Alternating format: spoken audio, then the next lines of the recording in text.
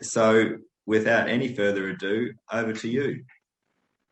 I will make it quick, if that's okay as well, but I do want to congratulate all the new board members and also say a huge thank you to the 4 board members that have finished up today, because all 4 of them have made a huge contribution over the last 12 months, and they're all very good people. I think it's worth noting, and not saying that those coming in have got big shoes to fill, but just putting on the record that how outstanding they have been as members and how easy the relationship has been with them. So, but good congratulations to the new board members. You are going to be outstanding, I know already.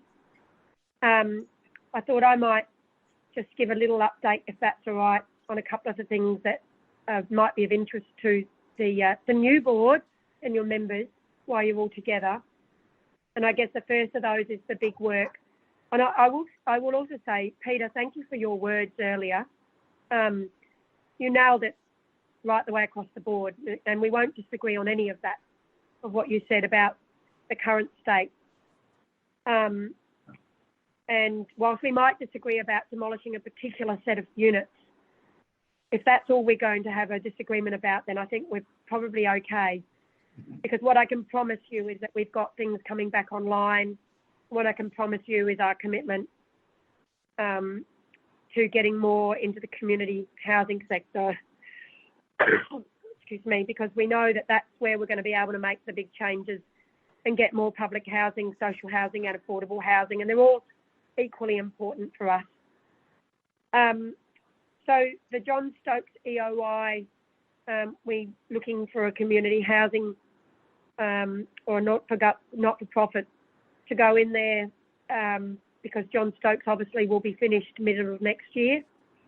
Coming out of the ground beautifully. I think it will present some challenges. Haven't got my head in the sand about that, but it will be the first of what I hope is many new models. And with fingers crossed, Shears Street might be the site or whatever it is at the moment, whatever it gets reimagined as, will be our next project. We're working really hard on a visitor park with the Commonwealth Government that you might not be aware of. I can't go into the details of that.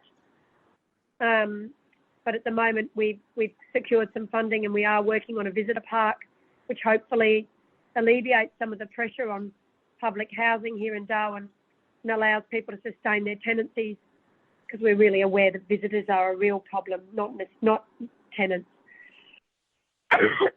You also noted about the Residential Tenancies Act, Peter, and the work that you've done there. I hate to give you the bad news, but we're starting out for another round of that with the Housing Act review. It's my hope that the Housing Act and the Residential Tenancies Act will either talk to each other better or be separated. And I've been very clear on that. We're doing that work early. We are hoping to have the same team in that looked at the Residential Tenancies Act, but we're just working through that detail with the department at the moment, because the two should either speak to each other or they should be all in one act, or they should be completely separate. And at the moment they're not. It's very muddied waters. So I'm really hopeful that in 12 months' time we'll be able to, at your next board meeting, give you a really good update about where that's heading. I do want to thank the sector as well about your work through COVID. Once again, Peter, you're right. We couldn't have stood up the responses that we did in such a tailored way without the assistance from the sector. They're nothing short of amazing, and we're very, very grateful for that. Sorry, I'll just have a drink of water.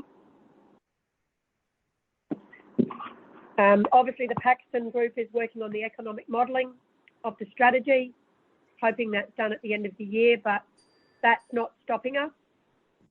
We are currently, that doesn't put a handbrake on everything for us. While they're doing that, we've got lots of immediate growth opportunities coming up. We've got some announcements coming up around the construction of new dwellings. You can sleep well tonight, Peter, with that one. And we also have the mid-year budget coming up at the end of this month. And I can't really say a lot because it's a budget, but I can say that my office has fought extremely hard on two fronts, and that is around the DV sector and accommodation and a whole range of other things around the DV sector, but also on affordable housing, because we know that we need some money in behind in order to work with the community housing sector to make those projects a reality. So I can guarantee you that's all coming along. I'm hoping at the next community housing sector meeting with the department that I'll be able to give you more information on coming to that one. It's my intention to be at that one in person. And the last thing I wanted to talk to today is about something that we're quite excited about, but under the growing the community housing sector and our commitment to that and the development of the 10-year strategy that's well underway, you'd all be aware that the discussion paper, sorry, I've got my notes here, want to say I get it right, in early 2000 this year, you all highlighted the importance of workforce capability and building asset development expertise and opportunities for shared services across the Northern Territory community housing sector. And I was, that's one of the things that's been on my mind for a while, and I know in our office we've talked about it with the department ongoing about sector capacity. So I'm really pleased to let you guys know today, first to hear it, that we're investing in a sector-led industry development plan for the community housing providers in the Territory. So what I'm very happy about is NT Shelter will be funded to lead the development of that plan. So we hope that you'll work with us to document how we'll strengthen the capacity of the sector and grow the capabilities to deliver the reforms that we know were coming out of that 10-year strategy, but not just across urban, but also remote areas. So I can't see any of you because but I'm hoping you're nodding your head. And what I will say that I think that's a demonstration that we do trust you to develop your own plans. And we know that NT Shelter will join in that project with Aboriginal Housing, that newly established Northern Territory Community Housing Industry Association and the Community Housing Registrar in Wendy Morton. So we're really hoping that will happen, and no pressure, but I'm really hoping that we would get that done by the middle of next year so that there's some real alignment. I guess the sooner we get that done, the sooner we can consider what investments we can make. And I can also say that we've done this with the domestic violence sector, and it's been really successful. They designed their own training because they knew what their needs were.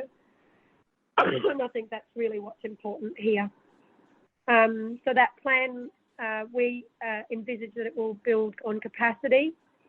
It will focus on capacity building and strengthening of registered community housing providers, and then enable then to deliver on the key objectives of that 10-year strategy, but also have a focus on capacity building and strengthening of Aboriginal organisations to enable registration and growth of that those housing providers across urban and remote, particularly in locations where there is limited community housing presence at the moment.